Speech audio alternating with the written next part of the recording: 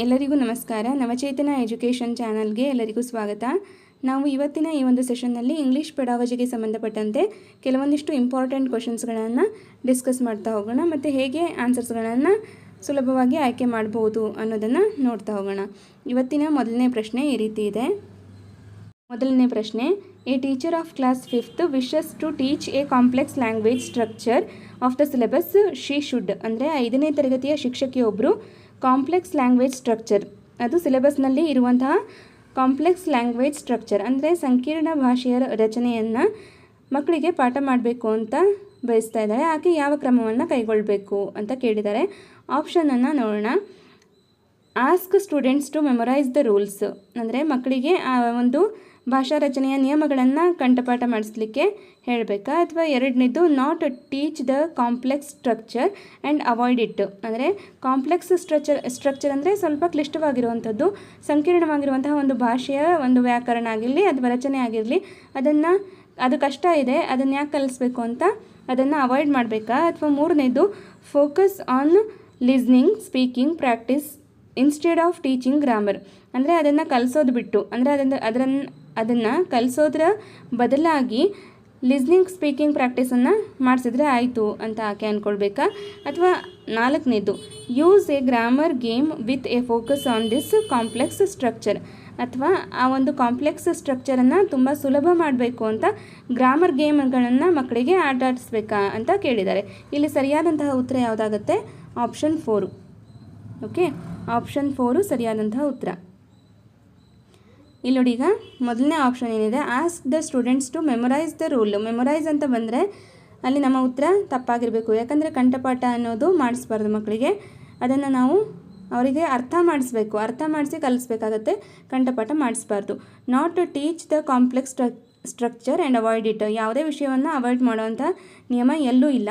In focus on listening speaking practice instead of teaching grammar, ಈಗ ಯಾವ ವಿಷಯವನ್ನು ಕಲಿಸ್ಬೇಕೋ ಅದನ್ನು ಕಲಿಸ್ಬೇಕು, ಅದರ ಬದಲಾಗಿ ನಾವು ಕೇವಲ ಲಿಸ್ನಿಂಗ್ ಸ್ಪೀಕಿಂಗ್ ಕಲಿಸಿದ್ರೆ ಅದಷ್ಟು ಸಮಂಜಸ ಅಂತ ಅನಿಸಲ್ಲ. ಸೊ ಮೇಲಿನ 3 ತಪ್ಪಾದರೆ 4ನೇದು ಸರಿ. ಓಕೆನಾ? ಈಗ ಮುಂದಿನ ಪ್ರಶ್ನೆಯನ್ನು ನೋಡೋಣ. ಎರಡನೆಯ ಪ್ರಶ್ನೆ, as per Noam Chomsky's theory the role of language acquisition device LAD helps children to ಅಂತ ಇದೆ. ಓಕೆ, ಇಲ್ಲಿ option learn second language easily, ಎರಡನೇದು communicate actively in second language, ಮೂರನೇದು ಜನರೇಟ್ ಗ್ರಾಮರ್ ರೂಲ್ಸು, ನಾಲ್ಕನೇದು imitate the language spoken by adults ಅಂತ ಇದೆ. ನೀವು ಇಲ್ಲಿ ಮೊದಲು LAD ಅಂದರೆ ಏನು, ಅದರ ಒಂದು ಅರ್ಥ ಏನು, ನೋಮ್ ಚೋಮ್ಸ್ಕಿ ಅವರು ಅದನ್ನು ಯಾವ ಅರ್ಥದಲ್ಲಿ ಹೇಳಿದ್ದಾರೆ, ಇದೆಲ್ಲವೂ ಕೂಡ ನಿಮ್ಗೆ ಗೊತ್ತಿರಬೇಕು. ನಿಮಗೆ ಗೊತ್ತಾಗಬೇಕು ಅಂದರೆ ನನ್ನ ಒಂದು ಸೆಷನ್ ಇದೆ ನೋಮ್ ಚಾಮ್ಸ್ಕಿ ಅಂತ, ಕಂಪ್ಲೀಟಾಗಿ ನಿಮಗೆ ಸರಳವಾಗಿ ಅರ್ಥ ಆಗೋ ರೀತಿಯಲ್ಲಿ ನಾನು ಅದನ್ನು ಮಾಡಿದ್ದೀನಿ. ಇದುವರೆಗೂ ಯಾರು ಆ ಒಂದು ಸೆಷನನ್ನು ನೋಡಿಲ್ವೋ ನೋಡಿ, ನೀವು ನೋಡಿದರೆ ಈ ಒಂದು ಪ್ರಶ್ನೆ ಓದ್ತಿದ್ದಂಗೆ ನಿಮಗೆ ಉತ್ತರ ಗೊತ್ತಾಗಿರ್ತಿತ್ತು. ಇದಕ್ಕೆ ಆನ್ಸರ್ ಸರಿಯಾದಂಥ ಉತ್ತರ ಏನು? ಜನರೇಟ್ ಗ್ರಾಮರ್ ರೂಲ್ ಅನ್ನೋದು ಸರಿಯಾದಂಥ ಉತ್ತರ.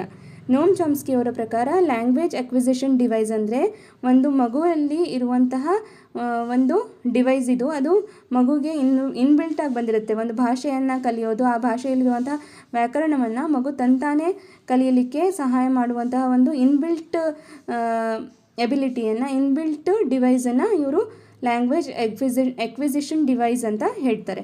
ಓಕೆನಾ? ಮತ್ತೊಂದು ಪ್ರಶ್ನೆಯನ್ನು ನಮಗೆ ಕೇಳ್ಬೋದು, LADಯ ಫುಲ್ ಫಾರ್ಮ್ ಏನು ಅಂತ ಕೇಳ್ತಾರೆ. LADಯ full form language acquisition device. ಇದು ಮಗುವಿನಲ್ಲಿ ಇನ್ಬಿಲ್ಟ್ ಆಗಿರುತ್ತೆ, ಆ ಮೂಲಕ ಮಗು ಒಂದು ಭಾಷೆ ಮತ್ತು ಅದರ ವ್ಯಾಕರಣವನ್ನು ತಂತಾನೇ ಕಲಿಯುತ್ತೆ ಅಂತ ಹೇಳ್ತಾರೆ. ಓಕೆನಾ? ಈಗ ಇದಿಷ್ಟು ವಿವರಣೆ ನಿಮಗೆ ಕೊಟ್ಟಿದ್ದೀನಿ. ಇದಕ್ಕೆ ಸಂಬಂಧಪಟ್ಟಂತೆ ಹೆಚ್ಚಿನ ವಿವರಣೆಯನ್ನು ಸಂಪೂರ್ಣ ಕ್ಲಾಸನ್ನು ನೋಡಿ ತಿಳ್ಕೊಳ್ಳಿ. ಲಿಂಕನ್ನು ಡಿಸ್ಕ್ರಿಪ್ಷನ್ ಬಾಕ್ಸಲ್ಲಿ ಕೊಟ್ಟಿರ್ತೀನಿ. ಓಕೆನಾ? ಈಗ ಮುಂದಿನ ಪ್ರಶ್ನೆಯನ್ನು ನೋಡೋಣ. ಮೂರನೇ ಪ್ರಶ್ನೆ, which of the following statement is correct, ಅಂದರೆ ಕೆಳಗೆ 4 ಹೇಳಿಕೆಗಳನ್ನು ಕೊಟ್ಟಿದ್ದಾರೆ, ಅದರಲ್ಲಿ ಯಾವುದು ಸರಿ ಅನ್ನೋದನ್ನು ನಾವು ಗುರುತಿಸಬೇಕು.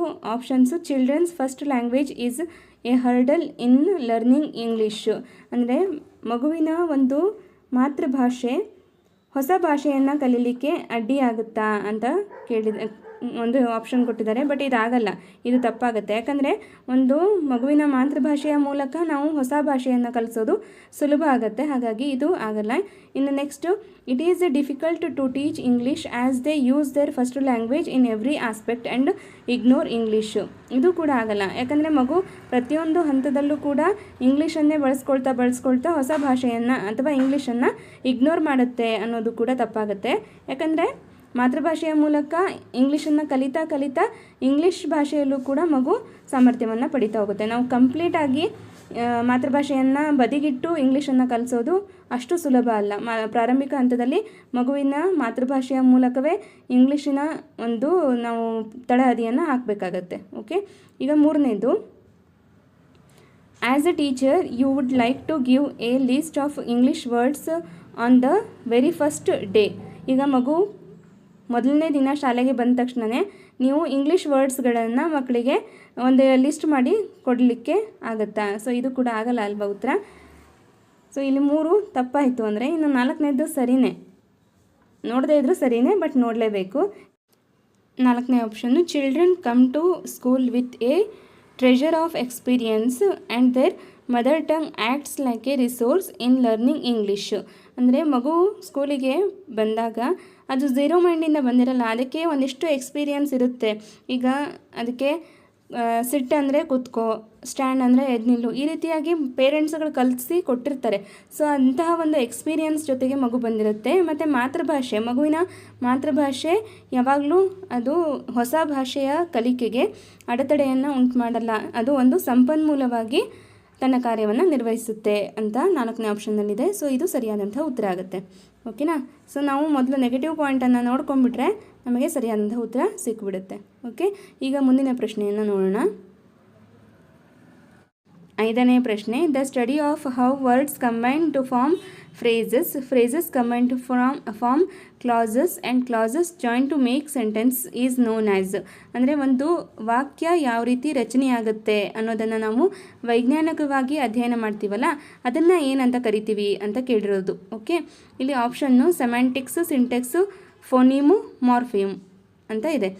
ಈಗ ಒಂದು ವಾಕ್ಯ ಯಾವ ರೀತಿ ರಚನೆ ಆಗುತ್ತೆ, ಅಲ್ಲಿ ಸಬ್ಜೆಕ್ಟು, ವರ್ಬು, ಆಬ್ಜೆಕ್ಟನ್ನು ಯಾವ ಒಂದು ಕ್ರಮದಲ್ಲಿ ಬಳಸಬೇಕು, ಇದೆಲ್ಲವನ್ನು ನಾವು ವೈಜ್ಞಾನಿಕವಾಗಿ ಅಧ್ಯಯನ ಮಾಡಿದರೆ ಅದನ್ನು ನಾವು ಸಿಂಟ್ಯಾಕ್ಸ್ ಅಂತ ಕರಿತೀವಿ. ಓಕೆ, ದ ಸೆಂಟೆನ್ಸ್ ಸ್ಟ್ರಕ್ಚರ್ ಯಾವ ರೀತಿ ಇರಬೇಕು ಅನ್ನೋದನ್ನು ಅಧ್ಯಯನ ಮಾಡೋದನ್ನು ಸಿಂಟ್ಯಾಕ್ಸ್ ಅಂತ ಹೇಳ್ತೀವಿ. ಇನ್ನು ಸೆಮ್ಯಾಂಟಿಕ್ಸ್ ಅಂದರೆ ಇದು ಒಂದು ಶಬ್ದದ ಅರ್ಥದ ಕುರಿತಾಗಿ ನಾವು ಅಧ್ಯಯನ ಮಾಡೋದು, ಸೇಮ್ ಮೀನಿಂಗ್ ಅನ್ನೋದನ್ನು ನೆನಪಿಟ್ಕೊಂಡ್ರೆ ಸೆಮ್ಯಾಂಟಿಕ್ಸ್ ಅನ್ನೋದು ನಿಮಗೆ ಸುಲಭವಾದಂಥ ಒಂದು ಟ್ರಿಕ್ಸ್ ಇದು. ಸೆಮ್ಯಾಂಟಿಕ್ಸ್ ಅಂದರೆ the study of words and their meanings is known as semantics. Okay, ಇನ್ನು ಫೋನಿಮ್ ಅಂದರೆ ಇದು ಭಾಷೆಯ ಅತ್ಯಂತ ಒಂದು ಚಿಕ್ಕ ಘಟಕ, ಮತ್ತು ಇದನ್ನು ಕನ್ನಡದಲ್ಲಿ ನಾವು ಧ್ವನಿಮ ಅಂತ ಹೇಳ್ತೀವಿ. ಇದು ಭಾಷೆಯ ಅತ್ಯಂತ ಚಿಕ್ಕ ಘಟಕ, ಆದರೆ ಇದಕ್ಕೆ ಅದರದ್ದೇ ಆದಂತಹ ಅರ್ಥ ಇರೋದಿಲ್ಲ. ಓಕೆನಾ? ಇನ್ನು ಮಾರ್ಫಿಮ್ ಅಂದರೆ ಇದು ಕೂಡ ಭಾಷೆಯ ಅತ್ಯಂತ ಚಿಕ್ಕ ಘಟಕ, ಆದರೆ ಇದಕ್ಕೆ ಅದರದ್ದೇ ಆದಂತಹ ಅರ್ಥ ಇರುತ್ತೆ. ಓಕೆ, ಮತ್ತು ಇದನ್ನು ಕನ್ನಡದಲ್ಲಿ ಆಕೃತಿಮ ಅಂತ ಕರೀತಾರೆ. ಸೊ ಇದು ಈ ಒಂದು ಪ್ರಶ್ನೆಗೆ ಇರುವಂತಹ ಒಂದು ಮಾಹಿತಿ. ನಿಮಗೆ ಸೆಮ್ಯಾಂಟಿಕ್ಸ್ ಅಂದರೆ ಏನು, ಸಿಂಟೆಕ್ಸ್ ಅಂದರೆ ಏನು, ಫೋನಿಮ್ ಅಂದರೆ ಏನು, ಮಾರ್ಫಿಮ್ ಅಂದರೆ ಏನು, ಫೊನಾಲಜಿ, ನಂತರ ಮಾರ್ಫಾಲಜಿ, ಇದರ ಬಗ್ಗೆ ನಾನು ಸಂಪೂರ್ಣವಾದಂತಹ ಒಂದು ಸೆಷನ್ ಮಾಡಿದ್ದೀನಿ. ಪ್ಲೇಲಿಸ್ಟಲ್ಲಿ ಇರುತ್ತೆ, ನೀವು ನೋಡಿದರೆ ನಿಮಗಲ್ಲಿ ಸಂಪೂರ್ಣ ಮಾಹಿತಿ ಸಿಗುತ್ತೆ. ಓಕೆ, ನೀವು ಆ ಒಂದು ಸೆಷನ್ ನೋಡಿದರೆ ನಿಮಗೆ ಎಕ್ಸಾಮ್ ಬರೋವರೆಗೂ ಕೂಡ ಮರ್ತು ಹೋಗಲಿಕ್ಕೆ ಸಾಧ್ಯನೇ ಇಲ್ಲ, ಆ ರೀತಿಯಾಗಿ ಆ ಒಂದು ಕ್ಲಾಸ್ ಇದೆ. ವಿತ್ ಎಕ್ಸಾಂಪಲ್ ನಾನು ನಿಮಗೆ ಡೀಟೇಲಾಗಿ ಸುಲಭವಾಗಿ ಅರ್ಥ ಆಗೋ ರೀತಿಯಲ್ಲಿ ಎಕ್ಸ್ಪ್ಲೇನ್ ಮಾಡಿದ್ದೀನಿ. ಓಕೆ, ನಾನು ಯಾಕೆ ಇದನ್ನೆಲ್ಲ ಹೇಳ್ತಿದ್ದೀನಿ ಪ್ರತಿ ಸರ್ತಿ ಅಂದರೆ, ಈಗ ಎಷ್ಟೋ ಜನ ನನಗೆ ಇಂಗ್ಲೀಷ್ ಪೆಡಾಗಜಿ ಕ್ಲಾಸ್ ಮಾಡಿ ಅಂತ ಕೇಳ್ತಾ ಇದ್ದೀರಾ. ಖಂಡಿತ ನಾನು ಮಾಡ್ತೀನಿ, ಸಮಯದ ಹೊಂದಾಣಿಕೆ ಮಾಡಿಕೊಂಡು ನಾನು ಕ್ಲಾಸ್ ಮಾಡಲೇಬೇಕು. ಈಗ ನಿಮ್ಗೆ ಗೊತ್ತಿರೋ ಹಾಗೆ ನನಗೆ ಆದಷ್ಟು ಕ್ಲಾಸ್ಗಳನ್ನು ನಾನು ಮಾಡ್ತಾಯಿದ್ದೀನಿ. ಸೋಷಿಯಲ್ ಪೆಡಾಗಜಿ, ಕನ್ನಡ ಪೆಡಾಗಜಿ, ಇವಿಷ್ಟು ಮಾಡ್ತಾನೇ ಇದ್ದೀನಿ. ಆದರೆ ನಿಮ್ಮ ಕುತೂಹಲ, ನಿಮ್ಮ ಒಂದು ಆತಂಕ ನನಗೆ ಗೊತ್ತಾಗುತ್ತೆ. ನಿಮಗಿರೋಷ್ಟು ಸಮಯ ನನಗೂ ಇದೆ. ನಾನು ಕೂಡ ಕ್ಲಾಸ್ ಮಾಡ್ತಾನೆ ನನ್ನ ಬೇರೆ ಅಧ್ಯಯನವನ್ನು ಮಾಡಬೇಕಾಗತ್ತೆ. SDA ಎಕ್ಸಾಮ್ ಇದೆ, ಅದಕ್ಕೂ ಓದ್ಕೊಳ್ಬೇಕು. ಸೊ ನೀವು ಕೂಡ ಅರ್ಥ ಮಾಡ್ಕೊಳ್ತೀರಾ ಅಂತ ಭಾವಿಸ್ತೀನಿ. ಮತ್ತು ನೀವು ಏನು ಹೇಳ್ತೀರಾ, 20-25 ಕ್ವಶನ್ಸ್ ಮಾಡಿ ಅಂತೀರಾ, ಬಟ್ ಅಷ್ಟೊಂದು ಮೆಟೀರಿಯಲ್ ನನ್ನ ಹತ್ರನೂ ಇರೋದಿಲ್ಲ. ನಾನು ಅಷ್ಟೊಂದು ಕ್ವಶನ್ಸ್ ಹೇಗೆ ಫ್ರೇಮ್ ಮಾಡಲಿಕ್ಕೆ ಸಾಧ್ಯ? ಈಗ ಇರೋದೇ ಕಡಿಮೆ ಸಮಯ, ಅದರಲ್ಲಿ ನಾನು ನಿಮಗೆ ಇಂಪಾರ್ಟೆಂಟ್ ಕ್ಲಾಸನ್ನು ಕೊಡಲಿಕ್ಕೆ ಪ್ರಯತ್ನ ಮಾಡ್ತಾಯಿದ್ದೀನಿ. ಅದು ನೀವು ಕೂಡ ನೋಡ್ತಾ ಇದ್ದೀರಾ, ಉತ್ತಮ ರೀತಿಯಾದಂತಹ ಪ್ರತಿಕ್ರಿಯೆಯನ್ನು ಕೊಡ್ತಾ ಇದ್ದೀರಾ. ನಿಜವಾಗ್ಲೂ ತುಂಬಾ ಖುಷಿ ಆಗುತ್ತೆ. ನಿಮಗೆ ಖಂಡಿತವಾಗ್ಲೂ ಆದಷ್ಟು ಇಂಗ್ಲೀಷ್ ಕ್ಲಾಸ್ಗಳನ್ನು ನಾನು ಮಾಡಿಕೊಡ್ತೀನಿ. ಈಗ ಪ್ಲೇಲಿಸ್ಟಲ್ಲಿ ಇರೋದನ್ನು ನೀವು ನೋಡಿ, ಅಲ್ಲಿ ನಿಮಗೆ ಸಾಕಷ್ಟು ಮಾಹಿತಿ ಸಿಗುತ್ತೆ. ಓಕೆನಾ? ಈಗ ಮುಂದಿನ ಪ್ರಶ್ನೆಯನ್ನು ನೋಡೋಣ. 6ನೇ ಪ್ರಶ್ನೆ. A student of class 5th while reading a chapter finds some difficult and unfamiliar words and is not able to get the meaning of those words he should. 5ನೇ ಕ್ಲಾಸಿನ ಒಬ್ಬ ವಿದ್ಯಾರ್ಥಿ ಒಂದು ಚಾಪ್ಟರನ್ನು ಓದ್ತಾ ಇರ್ತಾನೆ. ಅಲ್ಲಿ ಕೆಲವೊಂದಿಷ್ಟು ಡಿಫಿಕಲ್ಟ್ ಅಥವಾ ಆತನಿಗೆ ಪರಿಚಯವಿಲ್ಲದೆ ಇರುವಂತಹ ವರ್ಡ್ಸ್ಗಳು ಬರುತ್ತೆ. ಆಗ ಆತ ಏನು ಮಾಡಬೇಕು, ಅದರ ಅರ್ಥವನ್ನು ತಿಳ್ಕೊಳ್ಳೋಕ್ಕೋಸ್ಕರ ಆತ ಏನು ಮಾಡಬೇಕು ಅಂತ ಪ್ರಶ್ನೆಯನ್ನು ಕೇಳಿದ್ದಾರೆ. ಆಪ್ಷನ್ಸ್ ನೋಡೋಣ. ಆಸ್ಕ್ ದ ಟೀಚರ್ ಅಂತ ಇದೆ ಮೊದಲನೇದು. 2ನೇದು ignore or skip the word and keep reading. 3ನೇದು guess the meaning in content. ಇನ್ನು 4ನೇದು ಏನಿದೆ, ask his classmate every time to help.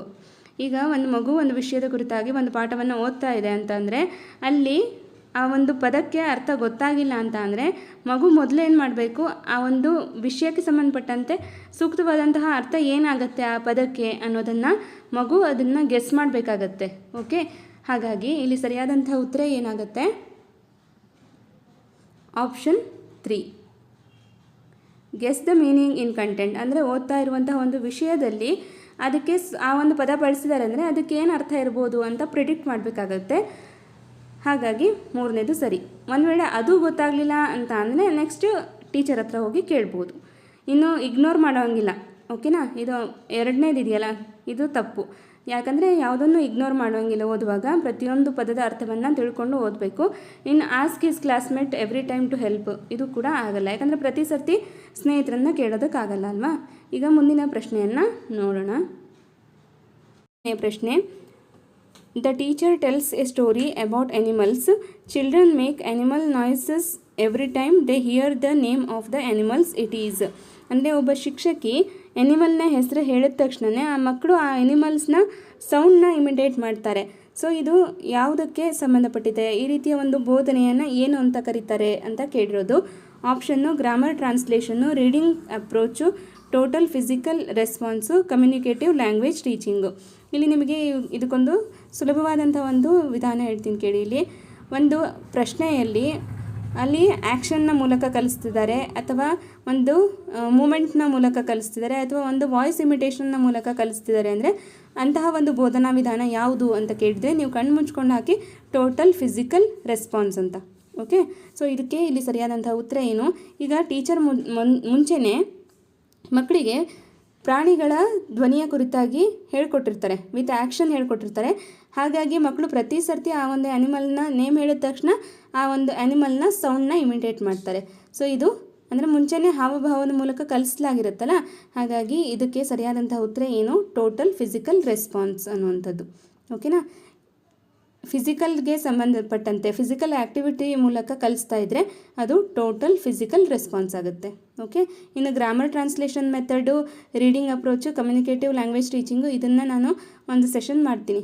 Okay, English methods, teaching methods ಅಂತಲೇ ಒಂದು ಸೆಷನ್ ಮಾಡ್ತೀನಿ, ಅಲ್ಲಿ ನಿಮಗೆ ಸಂಪೂರ್ಣ ಮಾಹಿತಿಯನ್ನು ಕೊಡ್ತೀನಿ. ಓಕೆ, ಈಗ ಮುಂದಿನ ಪ್ರಶ್ನೆಯನ್ನು ನೋಡೋಣ. 8ನೇ ಪ್ರಶ್ನೆ. Which one of the following methods of teaching cannot be used interchangeably with each other. ಅಂದರೆ ಈಗ ಒಂದು ಭಾಷೆಯನ್ನು ಕಲಿಸ್ಬೇಕಾದ್ರೆ ಮತ್ತೊಂದು ಭಾಷೆಯ ಜೊತೆಗೆ ಇಂಟರ್ಚೇಂಜ್ ಅಂದರೆ ಅಲ್ಲಿ ಆ ಒಂದು ಭಾಷೆಯನ್ನು ಬಳಸ್ಕೊಳ್ದೇ ಹೊಸ ಭಾಷೆಯ ಮೂಲಕವೇ ನಾವು ಒಂದು ಭಾಷೆಯನ್ನು ಕಲಿಸಿದ್ರೆ ಅದನ್ನು ಏನಂತಾರೆ. ಈಗ ಪರಸ್ಪರ ಯಾವುದೇ ಒಂದು ಭಾಷೆಯ ಅಂತರ್ಕ್ರಿಯೆ ಇಲ್ಲದೇ ಒಂದು ಭಾಷೆ ಕಲಿಸ್ತಾ ಇದ್ದೀವಿ ಅಂದರೆ ಅದೇ ಭಾಷೆಯಲ್ಲೇ ನಾವು ಮಗುವಿಗೆ ಹೇಳ್ಕೊಡ್ಬೇಕಾಗತ್ತೆ, ಬೇರೆ ಭಾಷೆಯ ಬಳಕೆ ಮಾಡುವಂತಿಲ್ಲ. ಇಂತಹ ಒಂದು ಬೋಧನಾ ವಿಧಾನ ಇಂಗ್ಲೀಷಲ್ಲಿ ಇದೆ. ಅದು ಯಾವುದು ಅಂತ ಪ್ರಶ್ನೆಯನ್ನು ಕೇಳಿರೋದು. Option direct method, correlative method, reference method, incidental method ಅಂತ ಇದೆ. ಇಲ್ಲಿ ಸರಿಯಾದಂತಹ ಉತ್ತರ ಯಾವುದಾಗುತ್ತೆ, ಡೈರೆಕ್ಟ್ ಮೆಥಡು. ಡೈರೆಕ್ಟ್ ಮೆಥಡಲ್ಲಿ ಯಾವುದೇ ಬೇರೆ ಭಾಷೆಯನ್ನು ಬಳಸುವಂತಿಲ್ಲ. ಈಗ ನಾವು ಹಿಂದಿಯನ್ನು ಕಲಿಸ್ತಾ ಇದ್ದೀವಿ ಅಂದರೆ ಹಿಂದಿಯಲ್ಲೇ ಕಲಿಸ್ಬೇಕು, ಅಲ್ಲಿ ಆ ಮಗುವಿನ ಮಾತೃಭಾಷೆಯನ್ನು ಬಳಸುವಂತಿಲ್ಲ. ಇಂಗ್ಲೀಷ್ ಕಲಿಸ್ತಾ ಇದ್ದೀವಿ ಅಂದರೆ ಪ್ರತಿಯೊಂದನ್ನು ಇಂಗ್ಲೀಷಲ್ಲೇ ಹೇಳ್ಕೊಡ್ಬೇಕು, ಕನ್ನಡವನ್ನು ಬಳಸುವಂತಿಲ್ಲ.